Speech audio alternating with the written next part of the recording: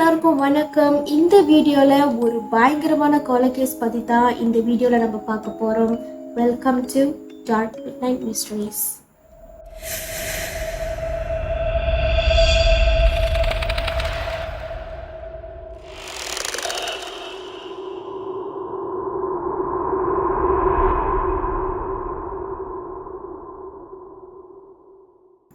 இன்னைக்கு நம்ம பார்க்க போற கேஸோட பேரு தி பிளாக் டாலியா. இந்த பிளாக் டாலியா கேஸ் அமெரிக்கால ரொம்ப ஃபேமஸான ஒரு கேஸ். இப்போ வரைக்குமே எல்லாருக்கும் அந்த கேஸை பத்தி தெரியும். அந்த அளவுக்கு இந்த கேஸ் ரொம்ப ஒரு ஃபேமஸான கேஸ். ஏன்னா இந்த கேஸ் ரொம்ப வருஷத்துக்கு முன்னுக்கு நடந்தாலும் இன்ன வரைக்குமே ஆளுங்க கிட்ட போய் சொன்னா அவங்களுக்கு தெரியும் இந்த பிளாக் டாலியா கேஸ்னா அது யாரு அப்படின்னு. இந்த கேஸ் ரொம்ப பயங்கரமான கேஸுங்கிறதுனால போலீஸ்க்கே இந்த கேஸை சால்வ் பண்ணுறதுக்கு ரொம்ப கஷ்டமாக இருந்துச்சு. இந்த கேஸ் சால்வ்டா இல்லை அன்சால்வ்டான்னு நான் அப்புறம் சொல்கிறேன். இந்த பிளாக் டாலியா கேஸ் எப்போ நடந்திருக்கு அப்படின்னு பார்த்தீங்கன்னா ஜனவரி 15, 1947 அன்னைக்கு லாஸ் ஏஞ்சலஸில் இது நடந்திருக்கு. இந்த கேஸ் எப்படி ஆரம்பிக்குது அப்படின்னு பார்த்தீங்கன்னா லெமன் பார்க் அப்படின்னு ஒரு பார்க்ல ஒரு லேடி நடந்து போயிட்டு இருக்காங்க. ஒரு சின்ன பிள்ளைய கூட்டிட்டு அந்த லேடி அந்த பார்க்ல நடந்து போயிட்டு இருக்கிறப்ப ஒரு டெட் பாடியை அவங்க பார்க்குறாங்க. அந்த லேடியை அந்த பாடியை பார்க்கும்போது அவங்க அது ஒரு மேனிக்வீன் அப்படின்னு நினச்சிருக்காங்க. மேனிக்வீன்னா என்னதுன்னா இந்த சட்டை கடையிலலாம் பொம்மைங்களுக்கு சட்டை போட்டு விடுவாங்களே அந்த பொம்மை இருக்குல்ல, அந்த பொம்மைக்கு பேர் தான் மேனிக்வீன்.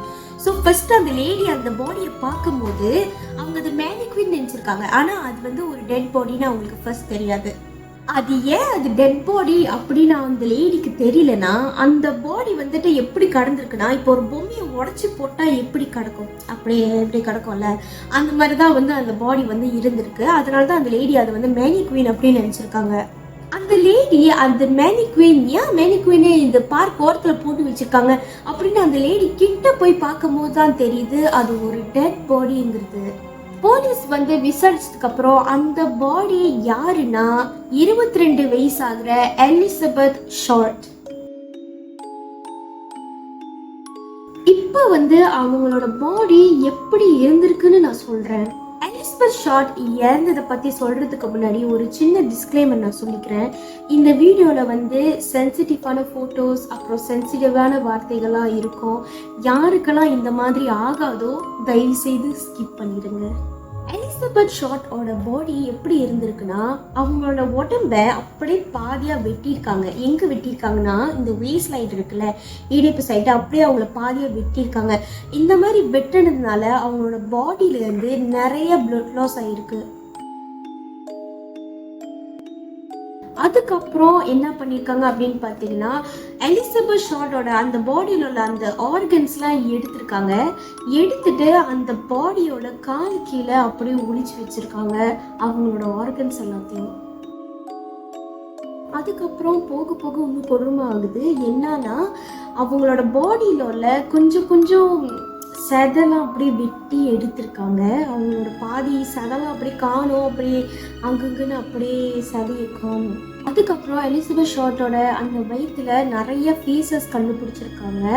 எல்இடி அத்தாரிட்டிஸ் படி என்ன சொல்கிறாங்க அப்படின்னா அவங்க இறக்கிறதுக்கு முன்னாடி யாரோ இவங்க பீசஸை பாஸ் பண்ணி சாப்பிட்டு சொல்லியிருக்கலாம் அப்படின்னு நம்புகிறாங்க. அது மட்டும் இல்லாமல் அவங்களோட வாயை இங்கேருந்து இது வரைக்கும் அப்படி கிழிச்சிருக்காங்க. வாயை அப்படி வெட்டியிருக்காங்க. நீங்கள் ஜோக்கர் படம் பார்த்துருந்தீங்கன்னா உங்களுக்கு தெரியும் ஜோக்கரோட வாய் இப்படி இருக்கும் இது வரைக்கும் இருக்கும்ல, அந்த மாதிரி எலிசபெத்தோட வாயை வெட்டியிருந்தாங்க. எலிசபெத் ஷார்ட்டோட வாயை அந்த மாதிரி வெட்டினதுனால அவங்க இறந்து போய் கடந்தப்ப கூட அவங்களோட வாய் ஜோக்கர் மாதிரி சிரிச்சுக்கிட்டு தான் இருந்துச்சு. எலிசபெத் இறந்து போயிருந்தப்போ அவங்களோட பாடியிலேருந்து ஆல்ரெடி நிறைய பிளட் ட்ரெயின் ஆயிடுச்சு. ஆனால் அந்த இடத்துல அவ்வளோ பிளட் இல்லை. ஸோ அவங்க வேற ஒரு இடத்துல இறந்துட்ட பிறகுதான் அவங்களோட பாடியை கொண்டாந்து இங்கே போட்டிருக்காங்க. அப்படியே அந்த பார்க்கு ஓரத்தில் அப்படியே போட்டு போயிருக்காங்க. எலிசபெத் பாடி பக்கத்தில் ஒரு கோடிப்பை அதாவது ஒரு சாக்கு இருந்திருக்கு. அந்த சாக்கில் கொஞ்சம் பிளட் ஸ்டெயின்ஸ் இருந்திருக்கு. ஸோ போலீஸ் இதை பார்த்துட்டு என்ன சொன்னாங்க அப்படின்னு பார்த்தீங்கன்னா எலிசபெத்தை கொன்னுட்டு எலிசபெத்தை இந்த இடத்துக்கு டிரான்ஸ்போர்ட் பண்ணுறதுக்கு அந்த சாக்கை தான் யூஸ் பண்ணியிருக்கலாம் அப்படின்னு போலீஸ் சொல்கிறாங்க. எலிசபெத் இறக்குறதுக்கு முன்னாடி அவங்க வந்து ஒரு வேலைக்கு அப்ளை பண்ணியிருக்காங்க. அது எங்கன்னு பார்த்தீங்கன்னா யூஎஸ் ஆர்மியில் கிளார்க் வேலைக்கு அவங்க அப்ளை பண்ணியிருந்தாங்க. அங்கே அப்ளை பண்ணும்போது அவங்க வந்து ஃபிங்கர் பிரிண்ட்ஸ் கொடுத்துருக்காங்கன்னு நினைக்கிறேன். அதை வச்சு தான் போலீஸ் வந்து ஈஸியாக இவங்க எலிசபெத் தான் அப்படின்னு கண்டுபிடிக்க முடிஞ்சது. போலீஸ் எலிசபெத் ஷார்ட் பற்றி விசாரிக்கும் போது போலீஸ்க்கு என்ன கிடைச்சது அப்படின்னு பார்த்தீங்கன்னா எலிசபெத் அண்டர் ஏஜ் ட்ரிங்கிங்னால ஏற்கனவே போலீஸ் இவங்களை அரெஸ்ட் பண்ணியிருக்காங்க. ஆனால் அந்த கேஸுக்கும் இந்த கேஸுக்கும் எந்த சம்மதமே இல்லாதனால போலீஸ்னால அந்த கேஸ் வச்சு இந்த கேஸை தான் சால்வ் பண்ண முடியுமா அப்படின்னு ட்ரை பண்ணாங்க. ஆனால் அந்த கேஸ் வந்து ஹெல்ப் பண்ணலை. போலீஸ் இது மக்களுக்கு தெரிவிச்சதுக்கு அப்புறம் மீடியாக்காரங்க என்ன பண்ணியிருக்காங்க அப்படின்னு பார்த்தீங்கன்னா அவங்க வந்து இறந்து போயிட்டாங்க. ஸோ அவங்க வந்து ஒரு விக்டிம். ஆனால் மீடியாக்காரங்க அதை விட்டுட்டு அவங்க அண்டர் ஏஜ் ட்ரிங்கிங்னால அவங்க வந்துட்டு அரெஸ்ட் ஆனாங்களே, அதை வச்சுக்கிட்டு மீடியாக்காரங்க பப்ளிக் கிட்ட தப்பாக அவங்கள பற்றி கதைகளை உருவாக்க ஆரம்பிச்சாங்க, ரூமர்ஸ் பரப்ப ஆரம்பிச்சாங்க. ஸோ எலிசபெத்தை பற்றி எல்லாருமே தப்பாக பேசினாங்க. கண்டிப்பாக இது வந்து ஏதாச்சும் பண்ணியிருக்கோம், அதனால தான் கொண்டுட்டாங்க அப்படின்னு மாதிரி பேச ஆரம்பிச்சாங்க. என்னன்னே தெரியாமல் எல்லாருமே அப்படி பேச ஆரம்பிச்சாங்க. இந்த மாதிரி ஆளுங்க பேச பேச பேச எலிசபெத்தை எல்லாருமே என்ன நினைச்சாங்கன்னா அவங்க வந்து ஒரு ஸ்லட், அதாவது ஐட்டம் அப்படின்னு சொல்லுவாங்கள்ல, அந்த மாதிரி பொண்ணாவே வந்து இவங்க எல்லாருமே சேர்ந்து அப்படியே மாற்றிட்டாங்க. சில பேர் என்ன சொல்கிறாங்கன்னா எலிசபெத்துக்கு வந்து 50 ஆம்பளைங்களுக்கு மேலே தெரியும், அவங்க ஆம்பளைங்கிட்ட மட்டும் தான் பழகுவாங்க, ஆம்பளைங்கிட்ட மட்டும் தான் பேசுவாங்க. அந்த மாதிரி எலிசபெத் ஷார்ட்டை பற்றி அவங்க தப்பாக பேசுனாங்க. இதை சொன்னது மட்டும் இல்லாமல் எலிசபெத்தை நிறைய பேர் அவங்கள வந்துட்டு இவங்க கூட பார்த்துருக்காங்க, இந்த ஆம்பளை கூட இவங்க சுற்றிக்கிட்டு இருந்தாங்க, இவங்க கூட சுற்றிக்கிட்டு இருந்தாங்க அப்படின்னு பார்த்து தான் நிறைய பேர் சொல்லிக்கிட்டு இருந்தாங்க. இது வந்து அவங்க இறந்து போய் 60 நாள் கழிச்சுமே அவங்க வந்து ஸ்டில் வந்து இவங்க வந்து இப்படிப்பட்ட ஆளு தான் அப்படின்னு எலிசபெத்தை வந்து இன்னும் தப்பாக தான் பேசிக்கிட்டு இருந்தாங்க எல்லாருமே.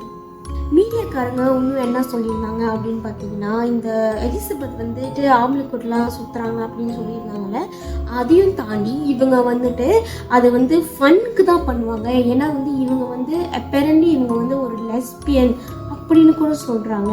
ஆனால் அது உண்மையாக இல்லையானே தெரில. ஏன்னா இப்போ வரைக்குமே அவங்க சொன்ன அந்த பப்ளிக் பேசினாங்களே அந்த கதை எல்லாமே இப்போ வரைக்குமே அது ரூமர்ஸாக தான் இருக்குது. அது எதுவுமே உண்மை அப்படின்னு வந்து நிரூபிக்கப்படலை. இந்த நடந்த எல்லா விஷயத்தையும் சேர்த்து வச்சு தான் எலிசபெத் ஷார்ட்டோட கேஸுக்கு ஒரு பேரை வைக்கிறாங்க. அந்த பேரு தான் த பிளாக் டாலியா. இந்த பிளாக் டாலியா பேர் எப்படி வந்துச்சு அப்படின்னு பார்த்தீங்கன்னா எலிசபெத் உயிரோடு இருக்கும் போது அவங்களுக்கு வந்து கருப்பு கலர் ட்ரெஸ், அதாவது கருப்பாக உடுத்துறதுக்கு அவங்களுக்கு ரொம்ப பிடிக்கும். ஸோ மோஸ்ட்லி அவங்க வந்து உயிரோடு இருக்கும் போது அவங்களுக்கு வந்து இந்த பிளாக் ட்ரெஸ், பிளாக் கோட் அந்த மாதிரி தான் அவங்களுக்கு ரொம்ப வந்து ட்ரெஸ் பண்ணுவாங்க. ஸோ அதனாலேயே இவங்களுக்கு வந்து பிளாக் டாலியா அப்படின்னு ஒரு பேர், ஒரு நிக்நேம் அவங்களுக்கு வச்சுட்டாங்க. பிளாக் டாலியா அப்படின்னு சொன்னாலே அது இவங்களோட கேஸ் தான் எல்லாருக்குமே தெரியும். அது மட்டும் இல்லாமல் அந்த காலத்தில் ஒரு படம் வெளியில் இருந்துச்சு.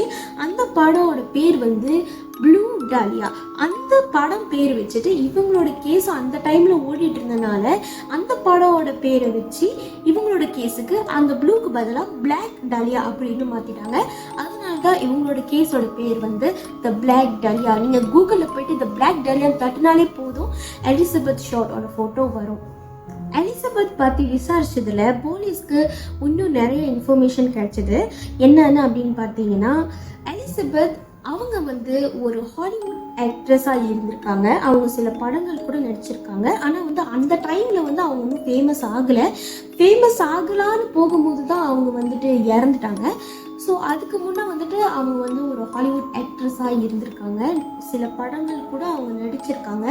ஆனால் அவங்க பேர் வந்து ஃபேமஸ் ஆகலை, அதுக்குள்ளே அவங்க இறந்துட்டாங்க. எலிசபெத்துக்கு ஒரு பெரிய ஆக்ட்ரஸ் ஆகணும் அப்படின்னு ஒரு ஆசையில் தான் அவங்களோட ஊர்லேருந்து அவங்க லாஸ் ஏஞ்சலஸ்க்கு கிளம்பி வந்தாங்க. ஆனால் வெறும் 6 மாதம் தான் எல்ஏல இருந்தாங்க.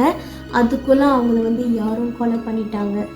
எலிசபெத் இறக்கிறதுக்கு ஒரு வாரத்துக்கு முன்னுக்கு அவங்க ஒரு கடையில் வெயிட்டர்ஸாக அவங்க வேலை செஞ்சுட்டு இருக்காங்க. ஒரு வாரம் தான் அவங்க வேலை செஞ்சாங்க. அதுக்கப்புறம் அதுக்கு அடுத்த வாரம் அவங்கள யாரும் கொண்டுட்டாங்க. எலிசபெத் இறந்ததுக்கப்புறம் ஜனவரி 21 அன்னைக்கு எக்ஸாமினருக்கு ஒரு கால் வருது. எக்ஸாமினர்னா யாருன்னா இவங்களோட கேஸ் எடுத்து விசாரிக்கிறவங்க தான் அந்த எக்ஸாமினர் அப்படின்னு சொல்கிறாங்க. அவருக்கு வந்து ஒரு கால் வந்திருக்கு. அதில் அந்த காலில் வந்து அந்த பர்சன் என்ன சொல்கிறாருன்னா நான் தான் எலிசபெத்தை கொன்னேன் அப்படின்னு அந்த காலில் வந்து அவர் சொல்கிறாரு. அந்த கொலைக்காரன் அப்படின்னு சொன்னாங்களே இந்த ஃபோனில் அவர் என்ன சொல்லியிருந்தாரு அப்படின்னா, என்னால் உங்களுக்கு ப்ரூஃப் பண்ண முடியும், நான் வந்து எலிசபெத்தோட பொருள்லாம் நான் உங்களுக்கு அனுப்புகிறேன் அப்படின்னு வந்து அவர் சொல்லியிருந்தாரு. ஸோ இதனாலேயே வந்து இவர் தான் உண்மையிலேயே எலிசபெத்தை கொண்டாரோ அப்படின்னு வந்துட்டு அந்த எக்ஸாமினர் யோசிச்சாரு. அதுக்கப்புறம் ஜனவரி 24 அந்த எக்ஸாமினருக்கு ஒரு பேக்கேஜ் கிடைக்கிது. அந்த பேக்கேஜில் என்ன இருக்குது அப்படின்னு பார்த்தீங்கன்னா, எலிசபெத்தோட birth certificate, business card, photo, இது எல்லாமே இருந்திருக்கு அந்த பேக்கேஜில். ஸோ அந்த எக்ஸாமினருக்கு வந்து இன்னும் சந்தேகம் வர ஆரம்பிச்சது. உண்மையிலே இவன் தான் கொலைகாரணும், அவர் நினச்சிருக்காரு அவன் வந்து பேச்சுக்கு தான் சொல்கிறான் அப்படின்னு. பட் வந்துட்டு அவன் உண்மையிலே வந்துட்டு எலிசபெத்தோட பொருள்லாம் அவன் அமைச்சிருந்தான் அந்த பேக்கேஜில். அதுக்கப்புறம் இன்னொரு பொருளோ கிடச்சிருக்கு. அது என்னன்னா ஒரு அட்ரஸ் கிடச்சிருக்கு. அந்த அட்ரஸில் என்ன எழுதியிருக்கு, மார்க் ஹான்சன் அப்படின்னு ஒரு பேர் எழுதியிருந்தது. அந்த பேக்கேஜில் ஃபிங்கர் பிரிண்ட் எதுவுமே கிடைக்கக்கூடாது அப்படிங்கிறதுனால இந்த கொலைக்காரன் அப்படின்னு நம்ம சொல்கிறோம்ல, அந்த கொலைக்காரன் என்ன பண்ணியிருக்காங்க அப்படின்னு பார்த்தீங்கன்னா, இந்த பெட்ரோல் இருக்குல்ல, கேசலின், அந்த எண்ணெய் எடுத்து அப்படியே ஃபுல்லாக அப்படியே அந்த பேக்கேஜ் மேலே அப்படியே பூசியிருக்காங்க. அப்போ தான் ஃபிங்கர் பிரிண்ட்ஸ் கிடைக்காது அப்படின்னு.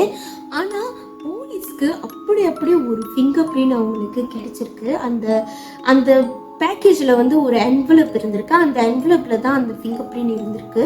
ஸோ போலீஸ் வந்து அப்படி ஒரு ஃபிங்கர் பிரிண்ட் அவங்களுக்கு கிடைச்சிது. ஆனால் அந்த என்வலப் மேலே இருந்த அந்த ஃபிங்கர் பிரிண்ட் அந்த பார்சல் அனுப்பும் போது அந்த ஃபிங்கர் பிரிண்ட் வந்து டேமேஜ் ஆகிருக்கு. ஸோ வந்து அந்த டேமேஜ் ஆன ஃபிங்கர் பிரிண்டை வச்சுக்கிட்டு போலீஸ்னால ஒன்றும் பண்ண முடியலை. அது யாரோட ஃபிங்கர் பிரிண்ட்டும் கண்டுபிடிக்க முடியல. அதுக்கப்புறம் ஜனவரி 26 போலீஸ்க்கு ஒரு லெட்ரு வருது. அந்த லெட்டரில் என்ன எழுதியிருக்குன்னா, நீங்கள் வந்து என்னை இந்த இடத்துல வந்து மீட் பண்ணணும் அப்படின்னு வந்து அந்த லெட்டரில் வந்து எழுதிருந்துச்சு. என்ன இடம்னு தெரியல. அந்த இடத்துல வந்து நீங்கள் வந்து என்னை சந்திக்கணும் அப்படின்னு மாதிரி அந்த லெட்டரில் எழுதிருந்துச்சு.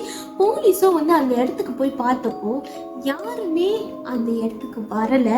போலீஸ்க்கு இன்னொரு லெட்டர் கிடைக்குது. அந்த லெட்டரில் என்ன எழுதியிருக்கா அப்படின்னு பார்த்தீங்கன்னா, எங்கள் மனசை நாங்கள் மாற்றிக்கிட்டோம் அப்படின்னு எழுதிட்டு, அந்த லெட்டர்லேயும் அவங்க வந்து பெட்ரோல் எடுத்து அந்த அந்த லெட்டர் மேலே அப்படியே பூசியிருக்காங்க. ஃபிங்கர் பிரிண்ட்ஸ் போலீஸ்க்கு கிடைக்கக்கூடாதுங்கிறதுக்காக. இந்த விசாரணையில் போலீஸ்க்கு வந்து 150 பேருக்கு மேலே வந்து போலீஸ் வந்து சஸ்பெக்ட் பண்ணியிருக்காங்க. ஸோ அதுலேயே அவங்க வந்து 60 பேருக்கு மேலே சொல்லியிருக்காங்க, நான் தான் எலிசபெத் கொலை பண்ணேன் அப்படின்னு வந்து 60 பேருக்கு மேலே சொல்லியிருந்தனால போலீஸ்னால கண்டுபிடிக்க முடியல யாரு தான் உண்மையான கொலைக்காரன் அப்படின்னு. இந்த கேஸ் வந்து இப்படியே தான் போய்கிட்டு இருக்கு. ஆனால் போக போக இந்த கேஸோட சஸ்பென்ஸ் இன்னும் அதிகமாகிக்கிட்டே இருக்கு. இந்த கேஸில் போலீஸ்க்கு முக்கியமான ஒரு விஷயம் கிடைச்சது. அது என்னன்னா, ஒரு ரிட்டையர்ட் ஆஃபீஸர். அந்த ரிட்டையர்ட் ஆஃபீஸர் யாருன்னா ஸ்டீவ் ஹாட்டல். அவர் வந்து ஒரு நாள் வந்துட்டு அவர் வந்து அவரோட அப்பாவோட பழைய ஜாமான்லாம் போய் பார்க்கும்போது அவருக்கு வந்து 2 ஃபோட்டோ கிடச்சிருக்கு. அந்த 2 ஃபோட்டோவில் ஒரு பொண்ணு இருந்திருக்காங்க. அந்த பொண்ணு பார்க்குறதுக்கு எலிசபெத் ஷார்ட் மாதிரி இருந்ததா அந்த ஆஃபீஸர் வந்து போலீஸ்கிட்ட வந்து சொல்லியிருக்காரு. ஸ்டீவ் ஹாட்டல் இவர் வந்து இதுக்கு முன்னே போலீஸ் ஆஃபீஸராக இருந்ததுனால இவர் வந்து போய் போலீஸ்கிட்ட ஃபஸ்ட்டு சொல்லியிருக்காரு, இந்த மாதிரி எனக்கு வந்து 2 ஃபோட்டோ கிடச்சிருக்கா அப்படின்னு. ஆனால் இவர் வந்து ஒரு ரிட்டையர்ட் போலீஸ் ஆஃபீஸர் அப்படிங்கிறதுனால இவர் வந்து அவரோட போலீஸ் ஸ்கில்ஸை வந்து இந்த 2 ஃபோட்டோ வச்சு அவரோட அப்பாவை வந்து அவர் வந்து இன்வெஸ்டிகேட் பண்ணியிருக்காரு. ஸ்டீவ் ஹாட்டல் அவரோட அப்பா ஜார்ஜ் ஆடெல் பற்றி அவர் வந்து இன்வெஸ்டிகேட் பண்ணும்போது அவருக்கு என்ன கிடச்சிருக்கு அப்படின்னு பார்த்தீங்கன்னா, இவர் வந்து அவர் இறக்கிறதுக்கு முன்னுக்கு பிளாக் டாலியா இறந்தாங்களே, எலிசபெத் ஷார்ட் இறந்தாங்களே, அப்போ வந்து இவர் வந்து போலீஸ்க்கு ஒரு மெயின் சஸ்பெக்டாக இருந்திருக்காரு. இவர் ஏன் மெயின் சஸ்பெக்டாக இருந்திருக்காரு அப்படின்னு பார்த்தீங்கன்னா, போலீஸ்க்கு வந்து ஒரு லெட்டர் வந்ததில்ல, அந்த லெட்டரில் வந்து ஒரு ஹேண்ட் ரைட்டிங் இருந்துச்சு.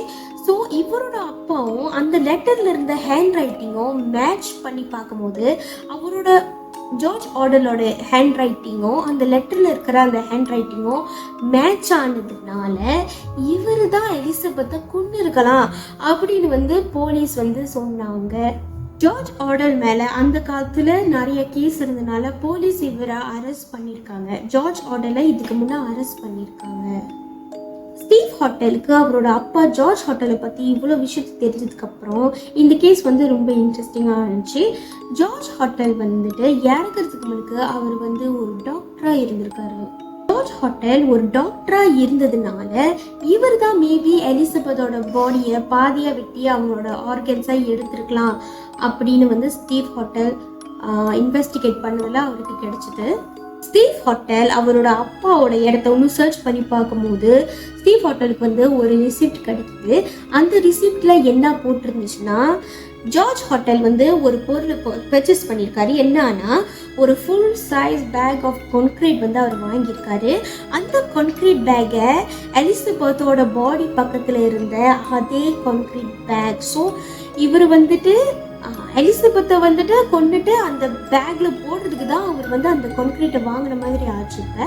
ஸோ அதனாலேயே இவர் தான் எலிசபெத்தை கொண்டுட்டாரு அப்படின்னு வந்துட்டு ஸ்டீவ் ஹாட்டல் வந்து முடிவு பண்ணிட்டாரு. அதுக்கப்புறம் ஸ்டீவ் ஹாட்டல் இந்த எல்லா விஷயத்தையும் போய் போலீஸ் கிட்ட ஷேர் பண்ணதுக்கு அப்புறம் போலீஸும் ஜார்ஜ் ஹாட்டல் தான் எலிசபெத்தை கொன்னிருப்பாரு அப்படின்னு போலீஸும் சொன்னாங்க. போலீஸ் வந்து உடனே என்ன பண்றாங்க அப்படின்னு பார்த்தீங்கன்னா, ஜார்ஜ் ஹாட்டலோட வீடை போய் சர்ச் பண்றாங்க. ஆனா அந்த டைம்ல வந்துட்டு ஜார்ஜ் ஹாட்டலோட வீடை சர்ச் பண்ணப்போ போலீஸ்க்கு வந்து சரியான ப்ரூஃப் கிடைக்காததுனால இவர் தான் உண்மையிலே எலிசபெத் ஷாரை கொண்டு இருப்பாரு அப்படின்னு போலீஸ்னால சரியா கன்ஃபார்ம் பண்ண முடியல. ஸோ அவங்களால வந்துட்டு கண்டுபிடிக்க முடியல யார் வந்து உண்மையிலே எலிசபெத்தை கொண்டாங்க அப்படின்னு. ஸோ இதனால இன்னி வரைக்குமே எலிசபெத் ஷார்ட்டை யாரு தான் கொன்னாங்கன்னு யாருக்குமே தெரியல, போலீஸ்க்கும் தெரியல. ஸ்டீவ் ஹாட்டல் வந்து கண்டுபிடிச்சாரு, ஆல்மோஸ்ட் கண்டுபிடிச்சாரு அது ஜார்ஜ் ஹாட்டலாக தான் இருக்கணும் அப்படின்னு. ஆனால் ப்ரூஃப் கிடைக்காதனால அது ஜார்ஜ் ஹாட்டல் அப்படின்னு வந்து ஈஸியாக சொல்லிட முடியாது. ஸோ அதனால போலீஸும் இது அப்படியே விட்டுட்டாங்க. எலிசபெத் ஷார்ட்டை யாரு தான் கொன்னிருப்பான்னு நீங்கள் நினைக்கிறீங்க? எங்களுக்கு மறக்காம கமெண்ட் பண்ணுங்க யாரா இருக்கும் அப்படின்னு. ஆனா எனக்கு என்னமோ அது ஜார்ஜ் ஹாட்டல் தான் எனக்கு தோணுது. உங்களுக்கு என்ன தோணுது காமெண்ட்ஸ்ல சொல்லுங்க. ஸோ அவ்வளோதான் இந்த video. Thank you so much for வாட்சிங். மறக்காம எங்கள் சேனலுக்கு சப்ஸ்கிரைப் பண்ணிடுங்க. பாய்.